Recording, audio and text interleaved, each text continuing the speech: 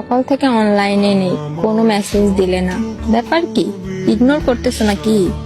সকাল থেকে এসএমএস দিইনি কারণ আমি একটু ব্যস্ত ছিলাম। আর কি বললে? ইগনোর না, ইগনোর করার মতো সময় আমার নেই। বাই দ্য ওয়ে, তুমি তো কলেজ গেছিলা তাই না? কলেজ থেকে আসলে কখন? কলেজ থেকে আসছি কিছুক্ষণ আগে। এসে তোমার কোনো এসএমএস না দেখে আমি অবাক হয়ে গেছি। ক্লাস করেছিলে? তো কলেজে গিয়ে কি করছি? আজব প্রশ্ন করো তো। মিথ্যে কেন বলো? তুমি কলেজ গেলেও ক্লাস করনি। আমি গিয়েছিলাম কলেজে তোমাদের। সরি, বান্ধবীর সঙ্গে ঘুরতে গেছিলাম একটু। তুমি বকাঝকা করবে তাই মিথ্যে বলছি। আচ্ছা, আমাকে কি তোমার বোকা মনে হয়? তুমি তো কোনো বান্ধবীর সঙ্গে যাওনি তোমার। আমি ছুটি পর্যন্ত অপেক্ষা করছি কলেজের সামনে। তারপর তোমার সব বান্ধবীদের দেখলাম বাড়ি ফিরতে, কিন্তু তোমাকে দেখিনি। ভাবলাম তুমি হয়তো কলেজে আসোনি। তারপর আমিও বাড়ি ফিরে আসার পথে বন্ধু আমাকে কল দিয়ে বললো তুমি পার্কে কার সাথে ঘুরতে গেছো। আমি কখনো বিশ্বাস করিনি।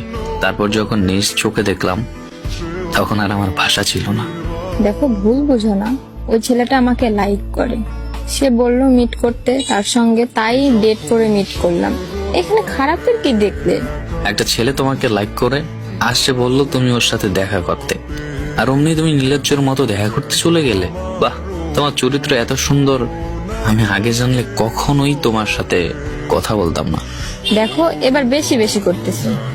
সরি, তোমার মতো চরিত্রহীন মেয়েকে আমার লাইফে লাগবে না। অন্য ভাতার খুঁজে নাও। ওই যে কথায় আছে না, একটা মেয়ে কখনোই এক পুরুষে আসক্ত হতে পারে না।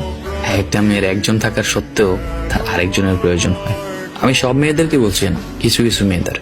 দিন শেষ একটাই কথা, যে মানুষটার থাকবে অন্যের প্রতি ঝোঁক, সেই মানুষটি আমার না হোক।